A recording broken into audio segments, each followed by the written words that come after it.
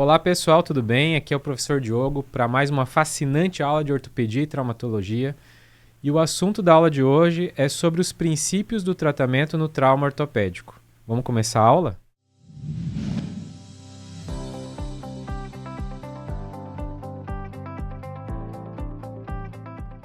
Sem mais demora, pessoal, vamos começar a aula sobre os princípios do tratamento no trauma ortopédico, falando de uma coisa muito óbvia que são os objetivos que você tem com o tratamento. Eu coloquei aqui uma lista de 4 objetivos principais que vale a pena a gente debater. O primeiro objetivo é reduzir e imobilizar as fraturas, restaurando as relações anatômicas. Então, reduzir, eu já expliquei em aulas anteriores, é colocar no lugar o osso, restaurar a anatomia óssea, né? E existem algumas regrinhas que a gente utiliza. Nas fraturas periarticulares, ou seja, nas fraturas metáfiso-epifisárias, a redução ela precisa ser perfeita. Na ortopedia nós chamamos isso de redução anatômica. Já nas fraturas diafisárias, essa redução não precisa ser exatamente perfeita. A gente precisa respeitar o alinhamento, o comprimento e a rotação, não se importando tanto com pequenos fragmentos que tem no interior da fratura. Objetivo 2. Estabilização conforme a personalidade da fratura e lesões associadas. Então, essas fraturas elas não ocorrem de uma maneira apenas biomecânica. Elas ocorrem num indivíduo que tem uma característica, que tem comorbidades, tem uma característica de vascularização, tem uma idade, né? Então, essas características elas compõem um elemento maior chamado personalidade da fratura. Então, a gente considera, além da parte biomecânica, da energia, da musculatura atuante sobre a fratura, a gente considera também quem é o indivíduo que sofreu aquela fratura. Então, quando você junta essas duas informações, isso é a personalidade da lesão, e essa personalidade vai exigir um tratamento ou outro. Objetivo 3. Preservar o máximo do suprimento sanguíneo dos ossos das partes moles, por quê? Porque esse suprimento sanguíneo, junto com o hematoma fraturário, com o periósteo, com a musculatura que está aderida ao osso, compõe o suporte biológico que vai carrear os elementos químicos, as interleucinas, todos os mediadores químicos e também os nutrientes que são necessários para o processo de consolidação. E o último objetivo é a mobilização segura e precoce do membro acometido e do paciente. É óbvio que o tratamento de uma lesão ortopédica tem o objetivo máximo de reabilitar o paciente para a sua vida diária, para o seu trabalho, para a atividade esportiva. Então, quanto mais perfeita for a redução, o alinhamento, o comprimento, quanto mais estável você deixar a fratura preservando o suprimento sanguíneo, mais cedo, mais precocemente você faz essa reabilitação. Pessoal, é claro que o ortopedista ele considera todos esses objetivos que eu mencionei anteriormente. Mas um objetivo é o principal, é o primordial, é o primeiro que nós levamos em consideração, que é o processo de consolidação óssea. A consolidação ela é um processo bastante complexo, que envolve uma série de cascatas, de eventos que vão culminar então com a consolidação. Para começar, a consolidação ela tem 3 fases. Ela tem uma fase inicial, logo imediatamente após a fratura, que é a fase inflamatória. Ela corresponde a 10% de toda a fase de consolidação. E nessa fase você tem então mediadores químicos que vão levar à inflamação. E aí que você tem edema, você tem dor, hiperemia e todos aqueles sinais inflamatórios que nós já estamos acostumados a ouvir. A segunda fase é uma fase de reparação. Ela já começa a acontecer logo imediatamente após a fratura também. Ela é uma fase que corresponde a 40% do tempo total de consolidação. E é nessa fase que começam a chegar as células indiferenciadas, mediadores químicos e enzimas que vão promover de fato a consolidação. E a última fase é a fase de remodelamento. É a fase mais longa de todo esse ciclo de consolidação, e é nessa fase que o osso volta a ter características originais. Então, o tecido ósseo é o único tecido no nosso organismo que, mesmo depois de uma lesão, ele consegue retornar às suas características originais. Então, nessa fase, você tem uma reorganização de fibras de colágeno, você tem uma recomposição da medular óssea, do periósteo, do endósteo. E essa fase ela é mais curta, por exemplo, nas crianças, onde o metabolismo é mais acentuado, e mais longa nos adultos. E é por isso que em alguns adultos você nunca vai ter uma remodelação perfeita, porque esse processo é tão lento que você morre e não tem a remodelação completa. Perfeito?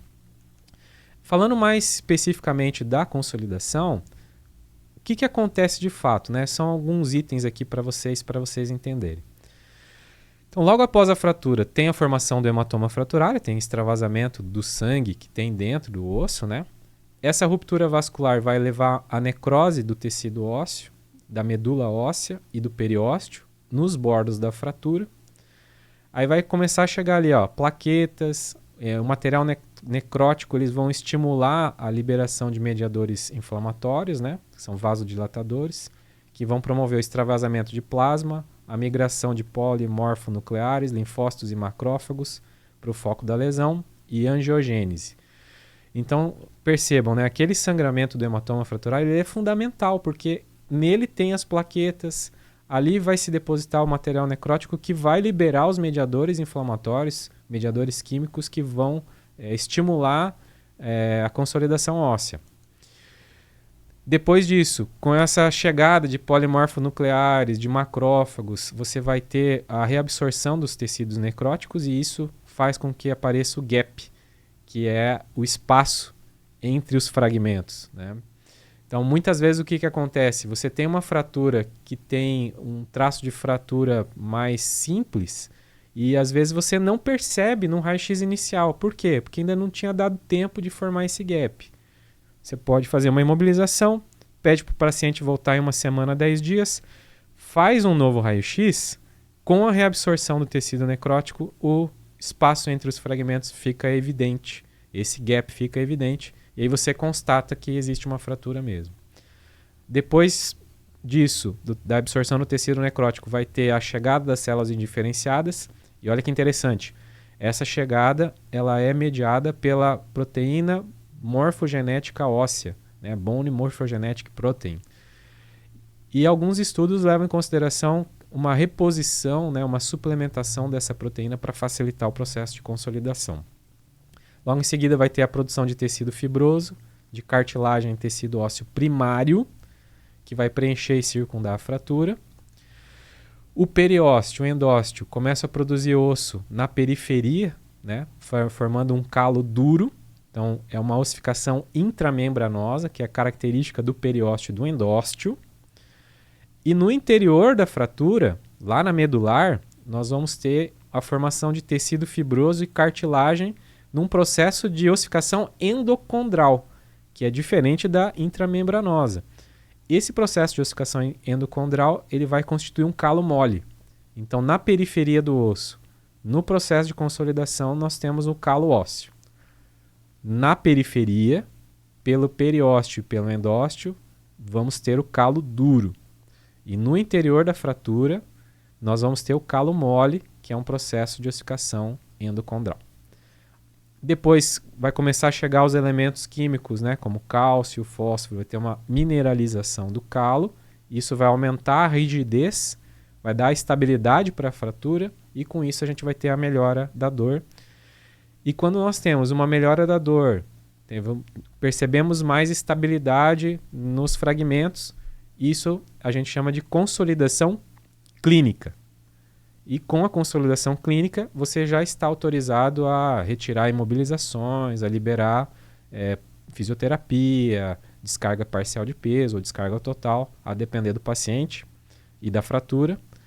E por último, com o processo de remodelamento ósseo, que nós vimos em slides anteriores, existe a formação de um tecido ósseo secundário, onde ele é mais organizado, e aí nós percebemos nas radiografias a consolidação efetiva.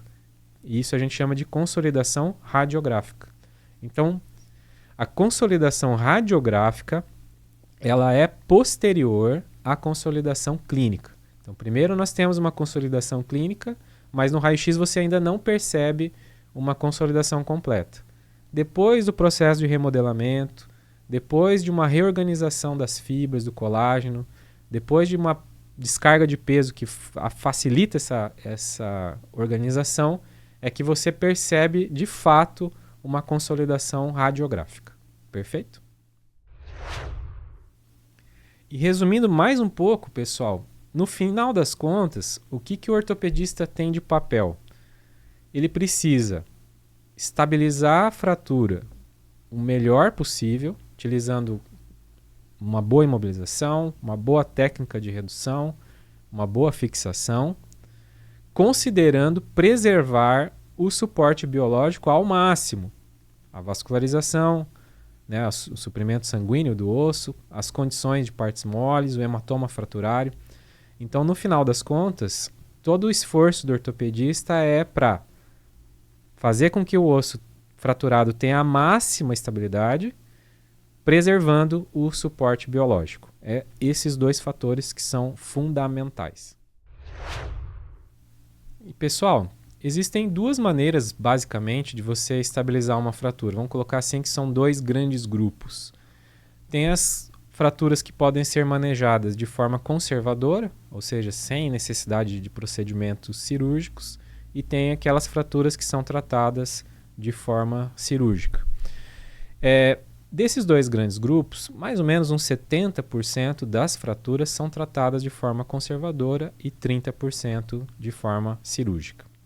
Mas para ambas, nós temos um conceito que é comum a tanto as formas conservadoras como cirúrgicas de tratamento das fraturas, que é a redução. E redução é colocar o osso no lugar, é restaurar o alinhamento anatômico do osso ou da articulação.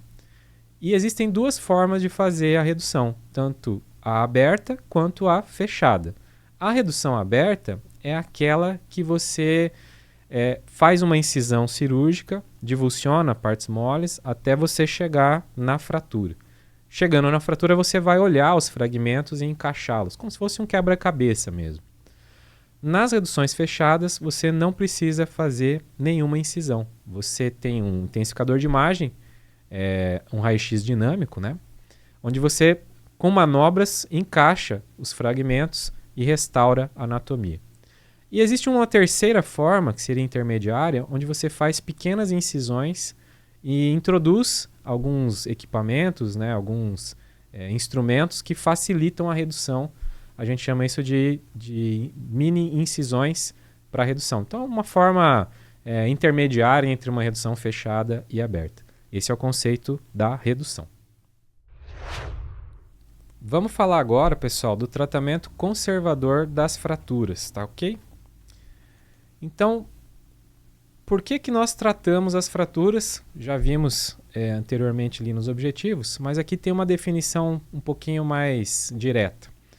Então, a gente trata para obter uma consolidação sem deformidades, restaurando a função e capacitando o indivíduo a retornar à sua ocupação, ou seja, está fazendo uma reabilitação, permitindo qualquer atividade atlética ou social que ele desejar, ou seja, reabilitação não só do ponto de vista físico, mas também recolocando ele nas suas atividades sociais, tão rápido quanto for possível, ou seja, mais precoce possível, e minimizando os riscos de complicações imediatas ou tardias. Uma complicação imediata, por exemplo, é uma pseudoartrose, ou seja, uma não consolidação, uma infecção. E complicações tardias seria a perda de mobilidade, as claudicações, as limitações funcionais. E o que é o tratamento conservador? Então, é aquele tratamento onde você não tem a necessidade de incisões cirúrgicas, de implantes, como pinos, placas, parafusos, hastes, fixadores externos. E o tratamento conservador está atrelado às técnicas não invasivas, que são as reduções incruentas, anestesias locais, sedações, aparelhos gessados, talas, braces, trações, etc. Então, o tratamento conservador é aquele que dispensa procedimentos cirúrgicos. E existe uma epidemiologia do tratamento conservador que eu acho interessante passar para vocês. Aproximadamente 2/3 de todas as fraturas em adultos são tratados conservadoramente, né? Aquela proporção mais ou menos de 70% que eu havia mencionado antes. apenas 7,3% dos pacientes menores que 5 anos são operados, ou seja, nas crianças é muito mais predominante o tratamento conservador do que nos adultos ainda. Então, 92%, 92,7% dos pacientes são tratados conservadoramente abaixo dos 5 anos.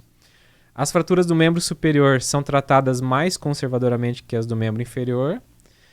Quanto maior a idade, maior a necessidade de cirurgia, né? Já vimos anteriormente. E quanto maior a complexidade da fratura, maior a necessidade de cirurgia.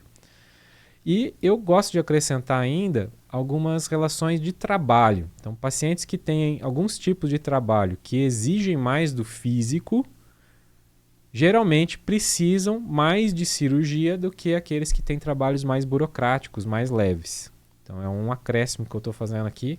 Não está escrito isso na literatura, mas faz parte da nossa prática no dia a dia na ortopedia. Então, você considera, além de toda essa epidemiologia, o tipo de trabalho que a pessoa tem, tá ok?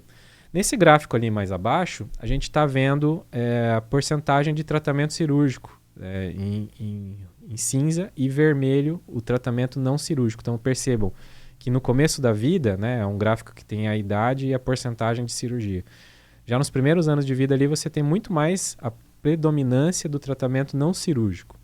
E conforme a idade vai avançando, essa proporção ela vai se invertendo. E aí a necessidade de tratamento cirúrgico vai ficando maior. Pessoal, vamos falar um pouco dos princípios do tratamento no trauma ortopédico, da parte cirúrgica do tratamento. É importante a gente entender que existe um passo a passo que o ortopedista segue para fazer o tratamento cirúrgico.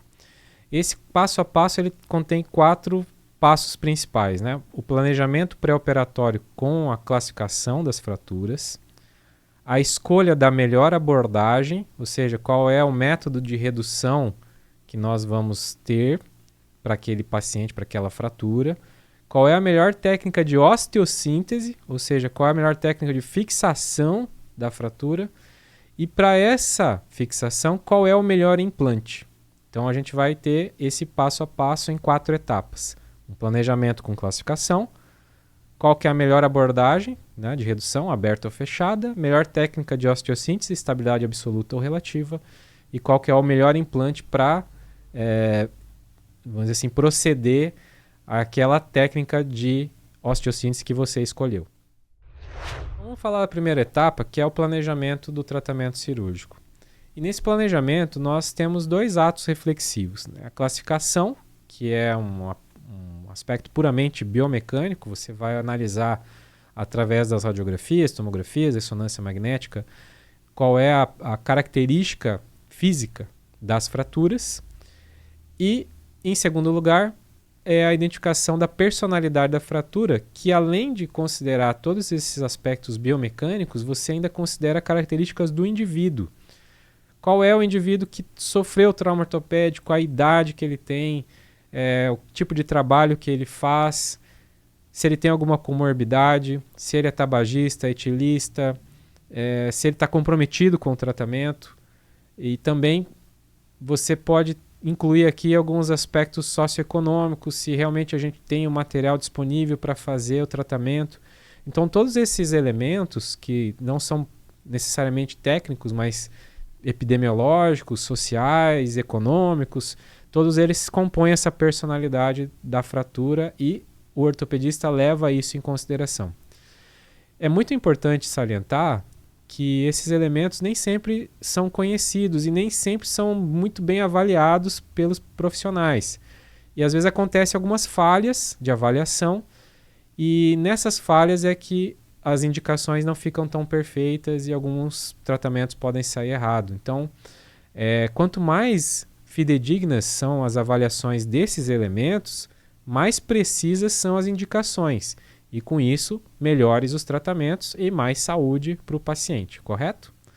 Vamos falar um pouco da classificação? Então, vou passar aqui para vocês o slide.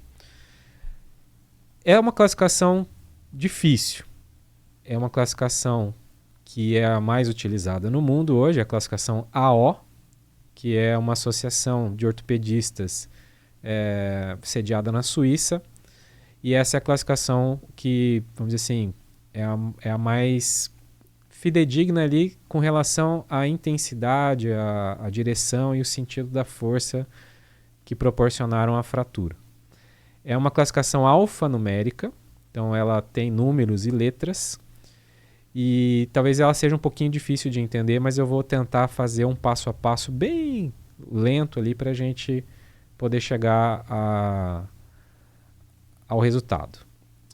Então, são números e letra, tem 3 números e uma letra.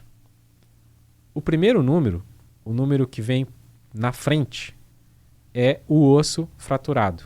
E aqui, do ladinho, a gente tem, então, uma classificação dos ossos pelo esqueleto, né? Ó, pelo número. Então, vamos pegar lá o osso 1, é o húmero. O osso 2, ou a região 2, seriam os ossos do antebraço.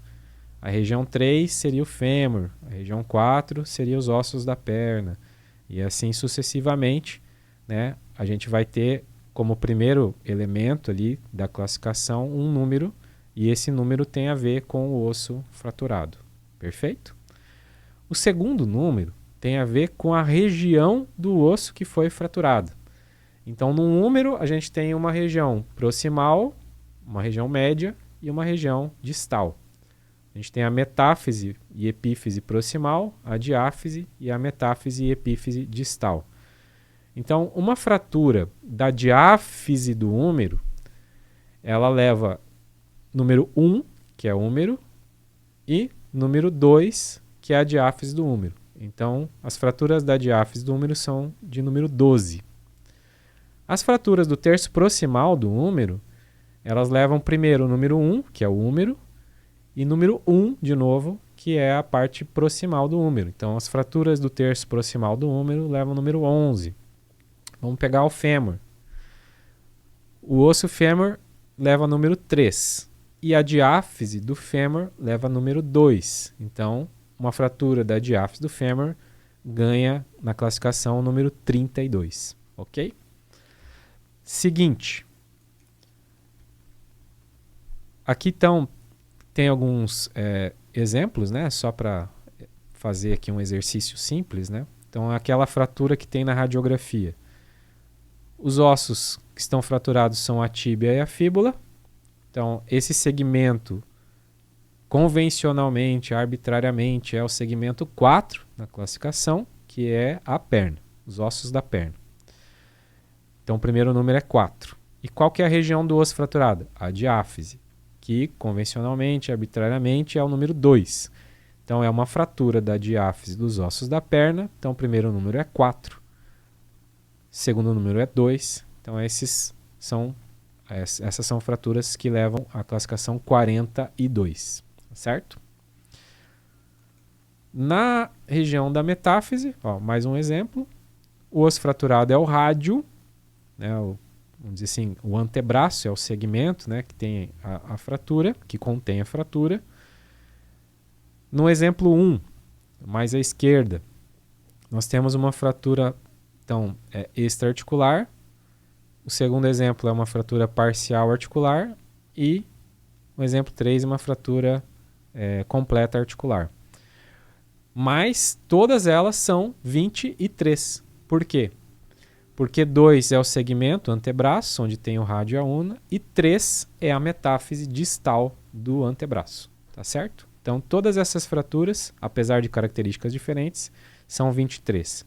E a partir de agora a gente vai ver o que diferencia elas na classificação. Nas fraturas diafisárias, então nós temos agora uma bifurcação, né? As fraturas diafisárias e as fraturas metafisárias.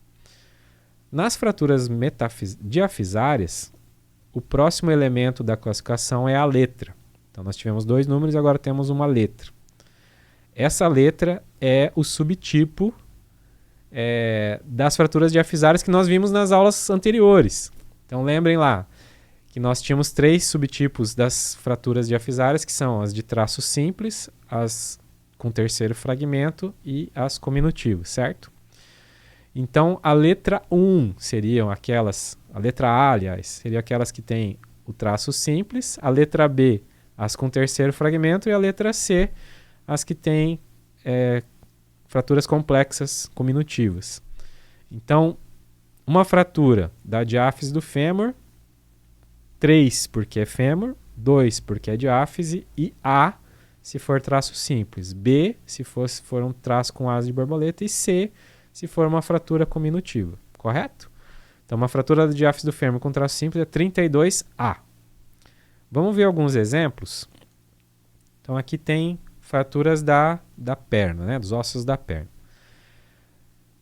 Algumas têm traços simples, outras têm traços com asa de borboleta e outras têm traços complexos. Então, vamos por etapas. Ó, o primeiro exemplo aí da esquerda é uma fratura da diáfise da tíbia com traço simples e espiral.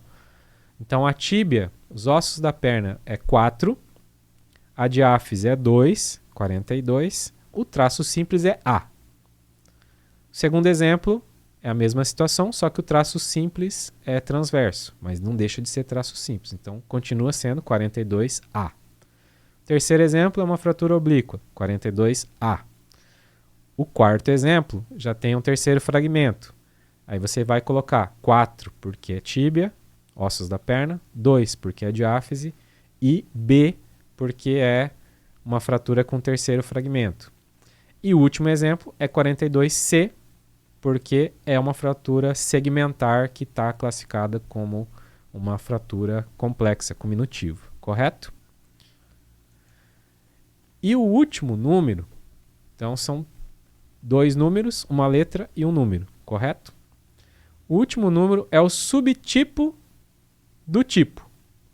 Então você tem lá o grupo que é diáfise, aí tem os tipos simples, as de borboleta e cominativas, e aí entre esses tipos nós temos 3 subtipos para cada tipo. E aí esse último número seria o subtipo daquele tipo. Então, pegar o exemplo aqui do traço simples. Nós temos o subtipo traço simples espiral, traço simples oblíquo e traço simples transverso. Então o espiral é 1, o oblíquo é 2 e o transverso é 3. Então uma fratura da diáfise do fêmur com traço simples espiral é 32A1. 3 porque é fêmur, 2 porque é diáfise, A porque é traço simples e 1 porque é traço simples espiral. Tá certo? Se fosse traço simples oblíquo, seria 32A2.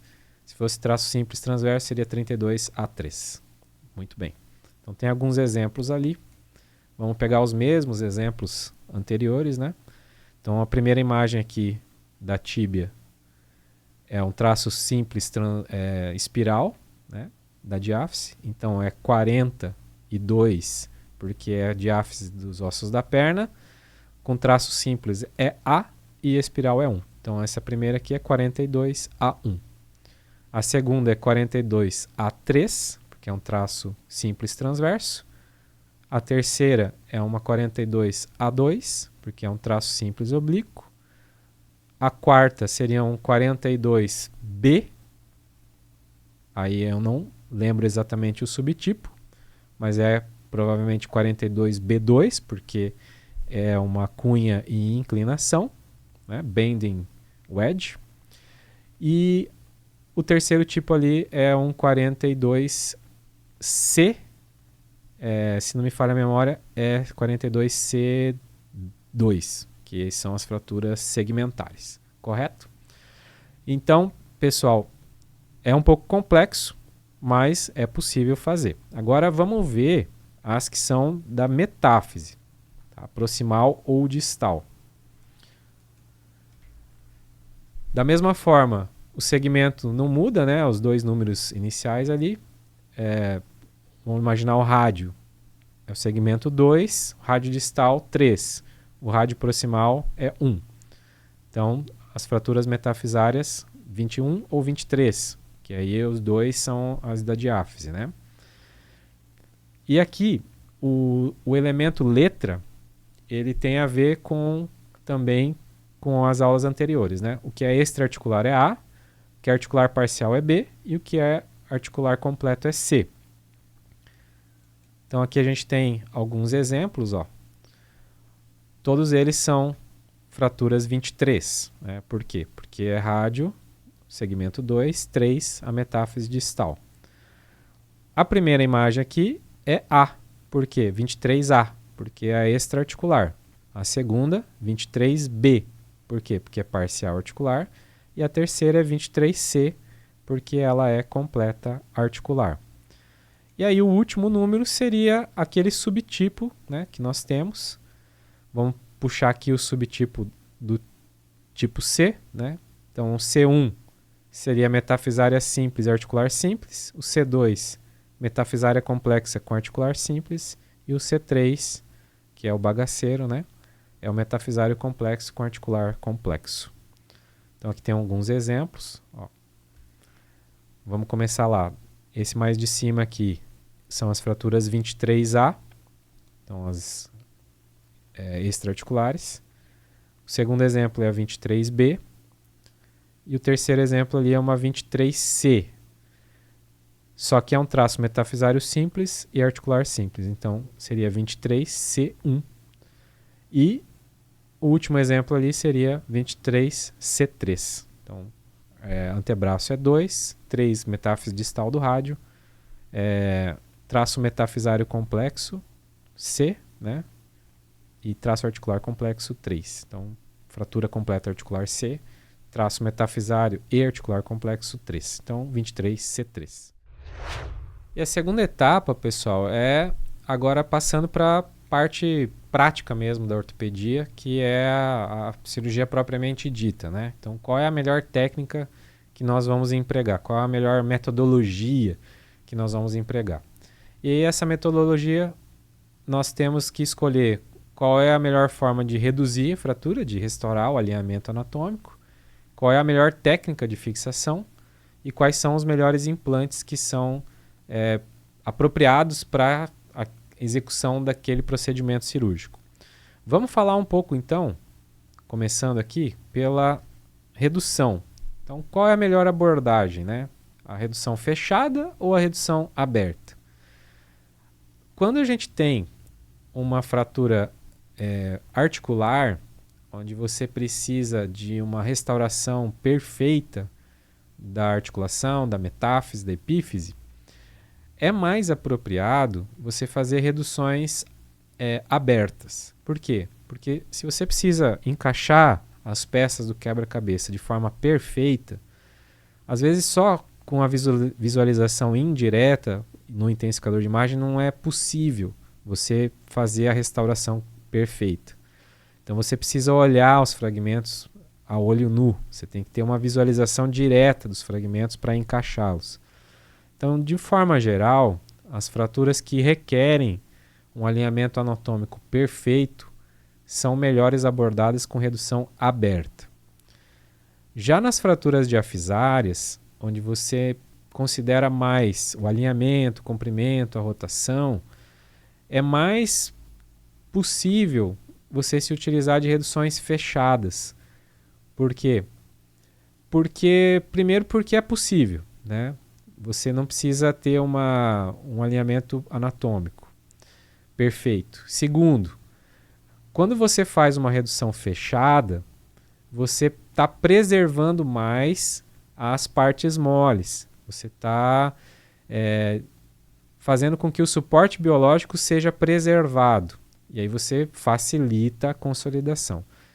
Pensando que numa fratura diafisária a consolidação é mais difícil, porque o osso compacto ele tem características que dificultam a consolidação, a redução fechada é mais apropriada para as fraturas diafisárias.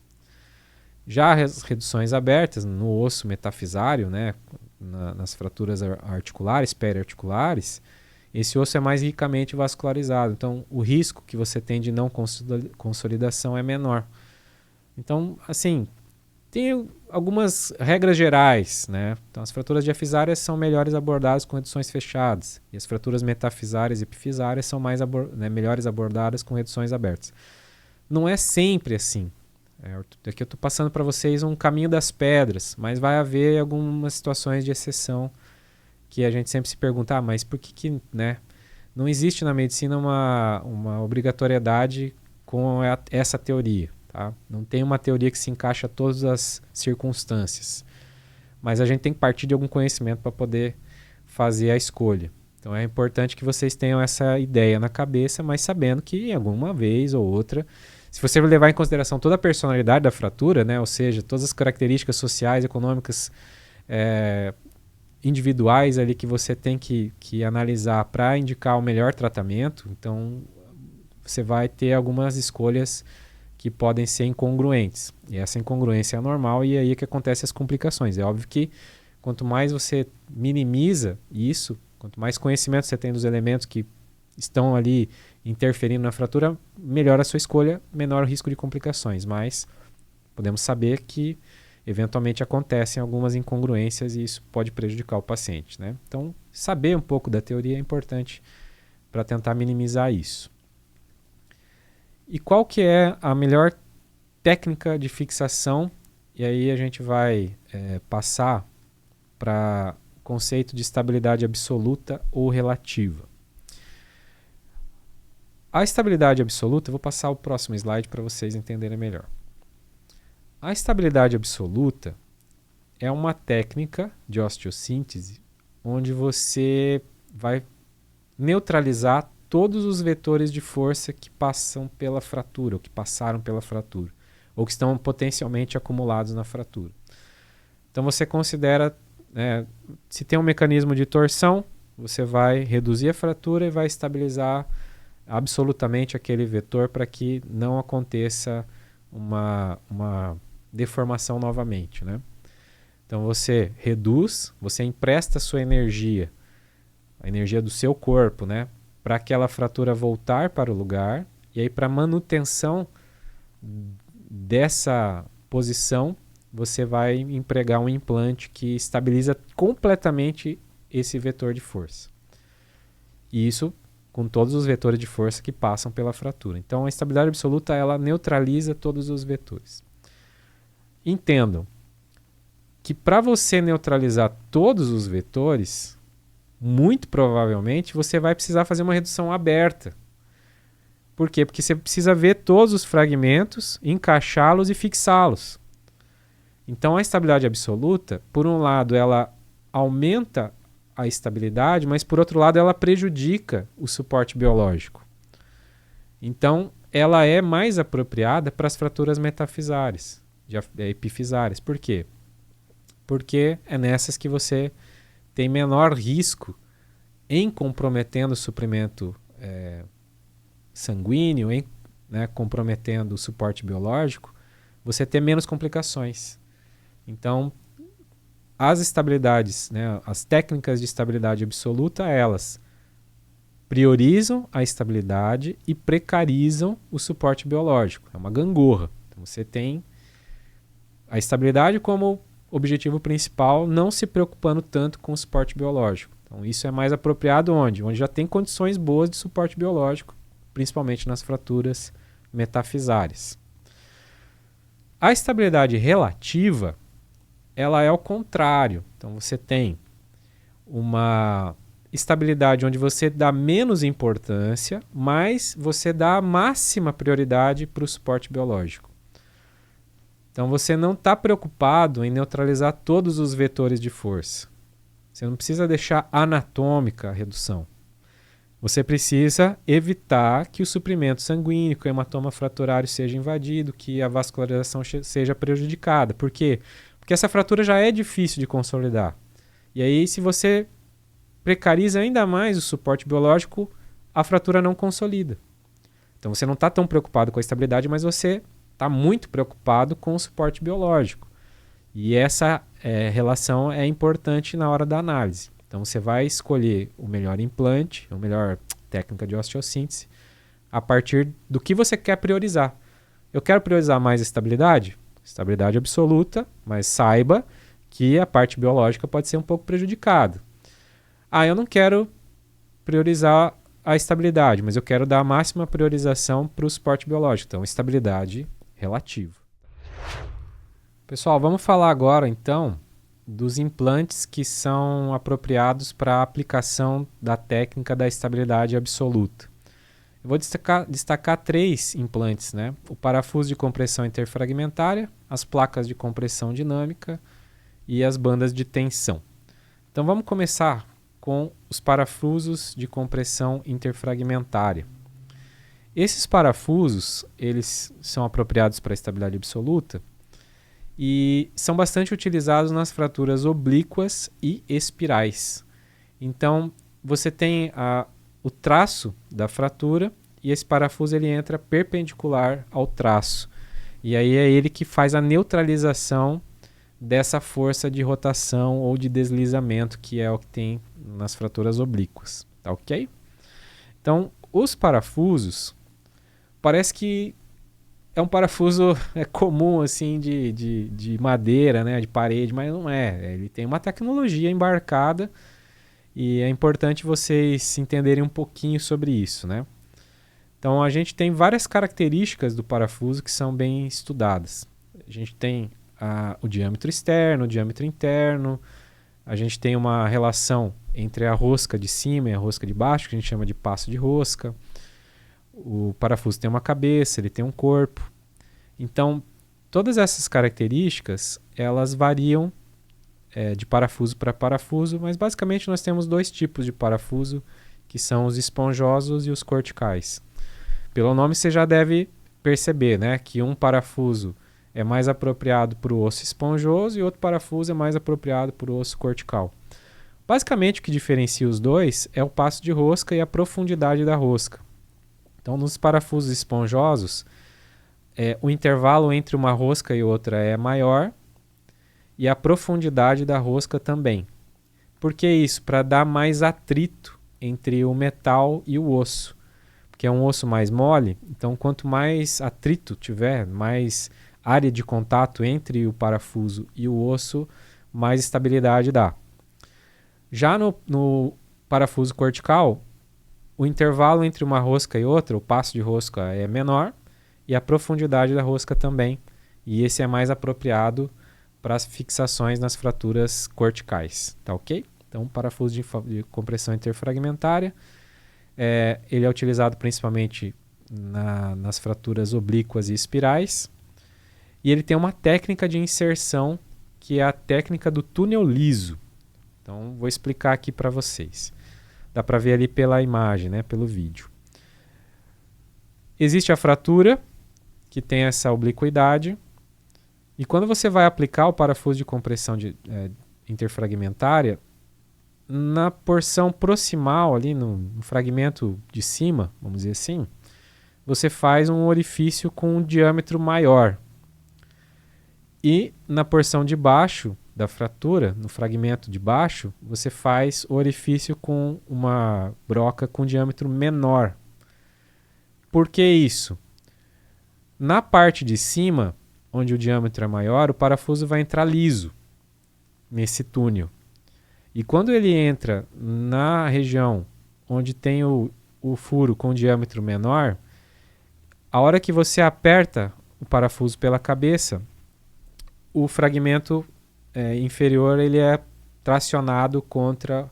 Ele promove uma compressão do fragmento de baixo contra o de cima, tá certo? Então, a hora que você aperta o parafuso, aqueles fragmentos eles tendem a se colapsar, né? A entrar em contato máximo entre eles ali. Então essa é a técnica do túnel liso. Por que chama túnel liso? Porque a porção proximal, o parafuso entra liso, ele entra porque o diâmetro é maior. Então o diâmetro daquele furo é o diâmetro externo, né, do parafuso. E no furo de baixo, onde o diâmetro é menor, é o diâmetro interno do parafuso. Tá? A gente chama também de alma do parafuso. Então, quando você aperta a cabeça do parafuso, os fragmentos são comprimidos. Por isso que chama de parafuso de compressão interfragmentária. Tá ok? As placas de compressão dinâmica, elas também têm uma tecnologia. Não é uma placa simples de metal lá com um monte de furo, né? No passado era assim. Mas a ortopedia evolui, né? Faz mais de 50 anos que é assim, mas ela evolui de uma certa forma. Então, hoje a gente tem essas placas de compressão dinâmica e elas têm uma tecnologia nelas. Qual que é a tecnologia delas? Nesse orifício oval existe uma parte do orifício onde tem uma pequena rampa. Aqui dá para ver bem, ó, nessa imagem, né? Então, a hora que você faz o furo, você fura mais próximo da extremidade aqui do orifício elíptico, né, oval. A hora que você aperta a cabeça do parafuso, esse parafuso ele vai descendo pela rampa, ele vai deslizando pela rampa.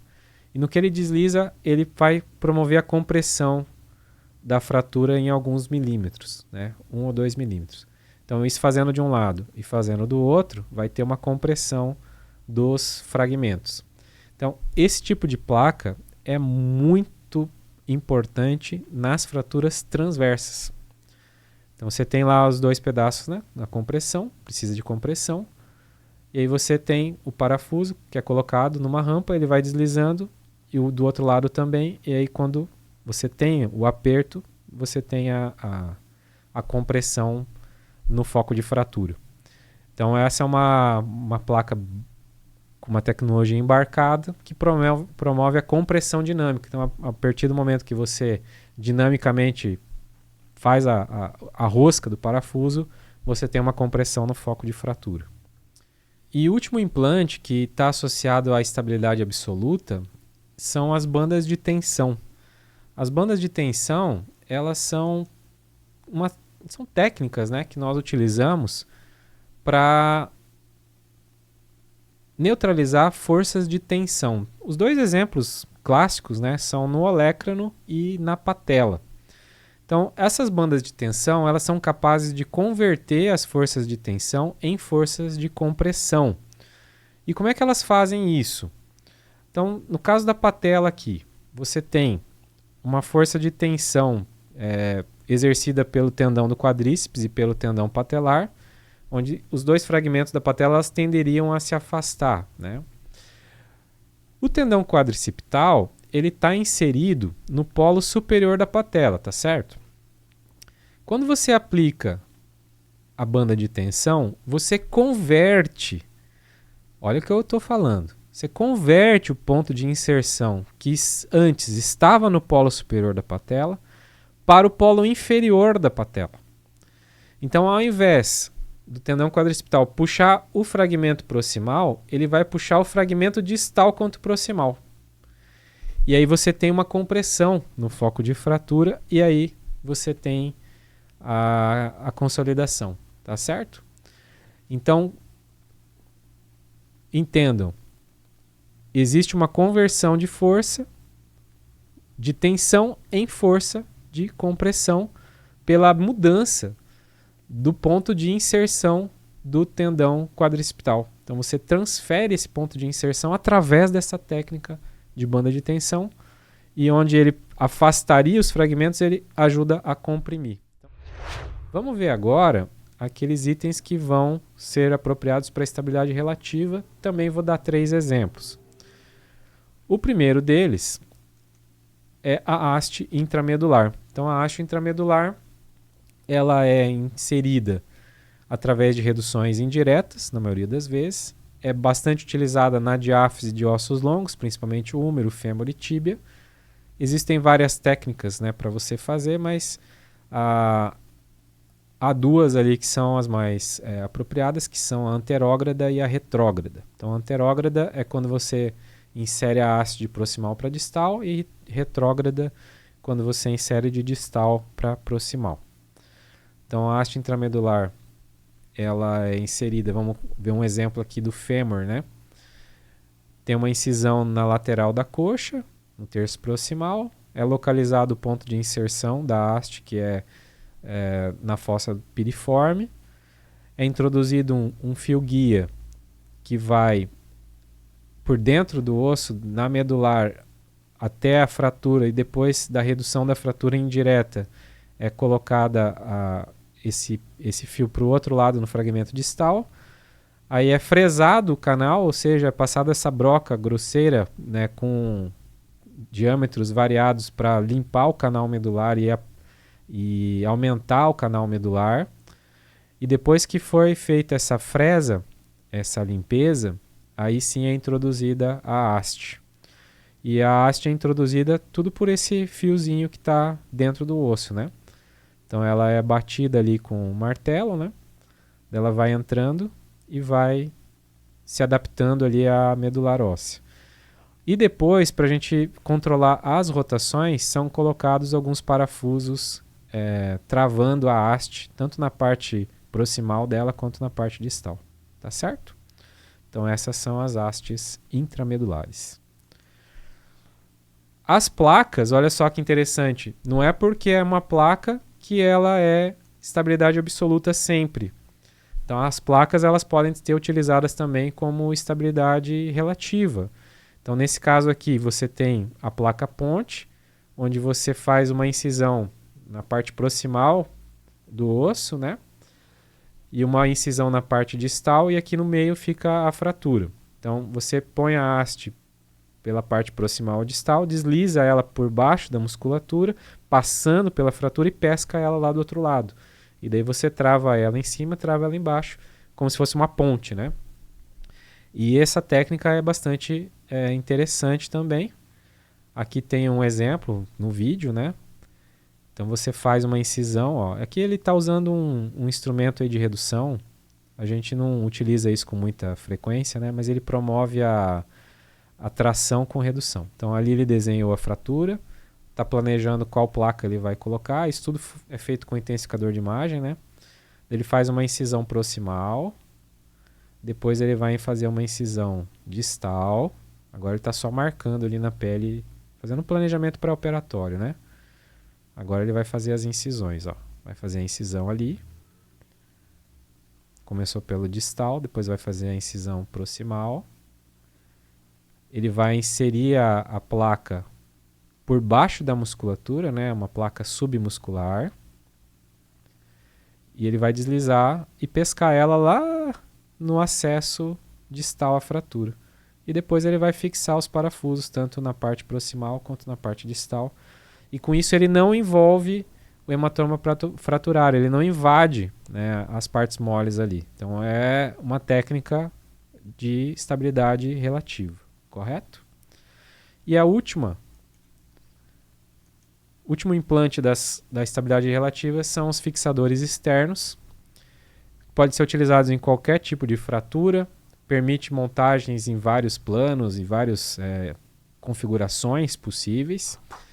É muito utilizado, muito mesmo utilizado nas fraturas expostas. Por quê? Porque o contato que existe entre o material de implante e o osso é muito pequeno.